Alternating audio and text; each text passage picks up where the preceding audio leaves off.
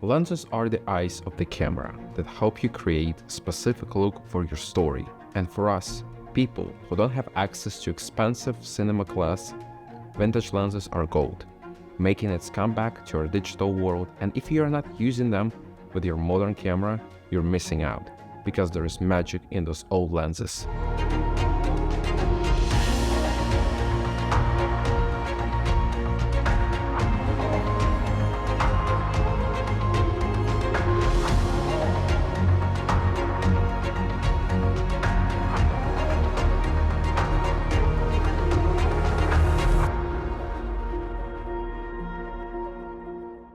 I've used vintage lenses for almost 2 years, and today I will give you the best 5 reasons why you should be using old lenses with your modern camera to make your footage look more interesting and unique, as well as recommendations to some of the best ones I've used so far. But before we begin, I want to ask you to support this channel by pressing like, leaving any comment, and subscribing. I would love to have you here, and it helps the channel. You can also find me on Instagram. Using vintage lenses have been one of the best decisions I've made in my filmmaking journey, and I want to say it from the start. Not all vintage lenses are great, optically when it comes to depth and separation, as well as build quality. My goal for this video is not to convince you that vintage lenses are better than photo or budget cinema ones, but simply showcase their benefits for filmmakers and content creators. The biggest advantage of vintage lenses for me is the image quality. It's the closest you can get to the image quality of some of the best cinema lenses without spending a fortune. But that I found out later. When I just started using vintage lenses, I was so surprised by the image, the character, bokeh, and how they render colors compared to the photo lenses I've been using for years.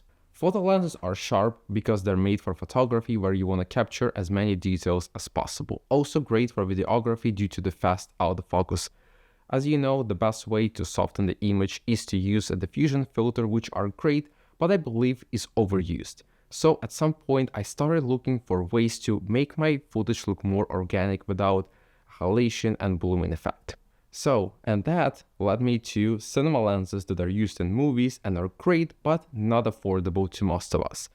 Budget cinema lenses look like the best option, but the price per lens was around $1,000, and I wasn't sure if that's the right investment at the time, because my goal was to experiment by using different lenses with my Fujifilm XH2s, and while doing research I found the alternative. Vintage lenses that were used with film cameras by our parents and grandparents to take photographs, and I personally enjoy using film camera for photography from time to time.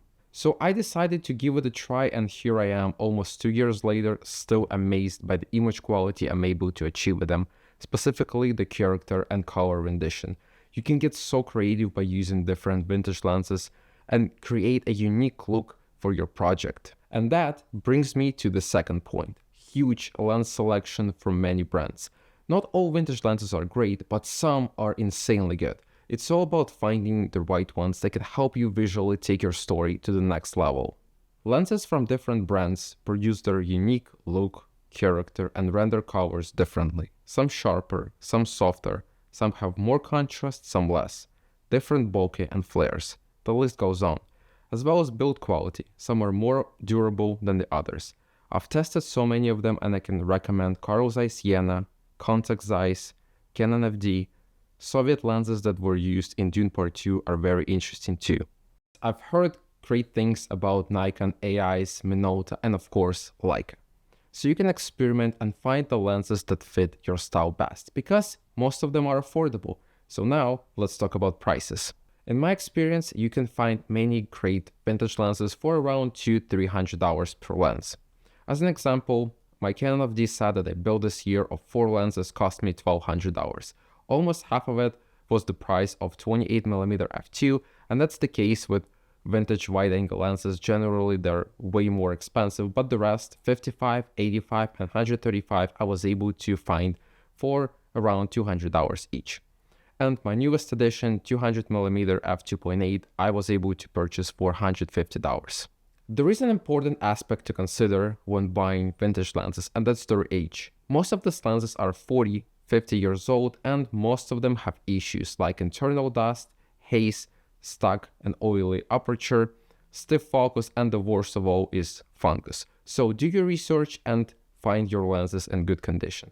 But there's also very expensive vintage lenses out there, for example, like Canon FD sphericals, some Contax Zeiss and Leicas, and honestly, when I saw prices for some of these lenses, it shocked me.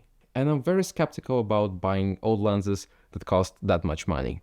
Because in my opinion, you'll be better off investing in professional cinema lenses in this case, but as I said before, there's so many great vintage lenses you can find for a good price and use them with your modern cameras, achieving amazing results. So how do you adapt vintage lenses to your mirrorless or cinema camera? It's actually very easy and there are a few options. If your camera has a full frame sensor, you just need a standard adapter that would match a lens and camera mount. You can also do it with the crop sensor cameras, but because of the crop factor, it will affect the focal length. In this case, I highly recommend using a focal reducer or a speed booster.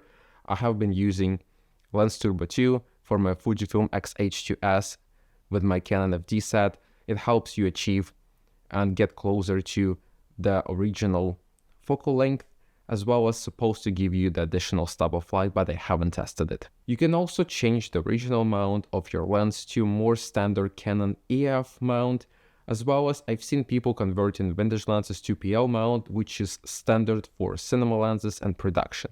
Again, it all depends on your camera and the things that you want to achieve. There are other modifications you can do to vintage lenses like focus gears, they click the aperture, filtering, but the coolest is lens rehousing that basically turns your old vintage lens into a professional cinema lens that can be used on a production set, helping you make amazing movies. And Dune Part 2 is a great example of this. They used some rehoused Soviet lenses by Ukrainian company Iron Glass, who were able to deliver amazing product even during a full-scale war. Since then, Iron Glass company expanded their lens lineup, and I'm hoping to see Canon FD soon. Highly recommend checking them out. The rehousing of vintage lenses has become very popular in the past few years because it's so beneficial.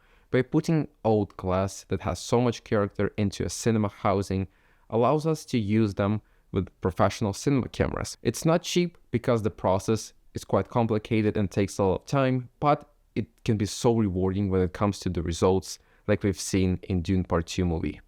There is so much potential and value in old vintage lenses for filmmakers and content creators.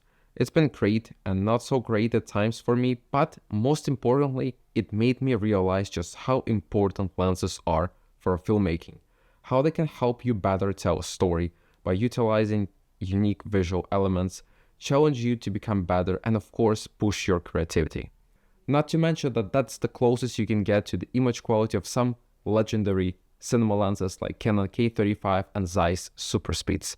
Well, that's how my experience has been with vintage lenses, and I want to hear your thoughts about it. It's been absolute pleasure speaking with you today, and if you enjoyed this episode, make sure to press like, leave a comment, and of course, subscribe to the channel. I will see you next time. Bye.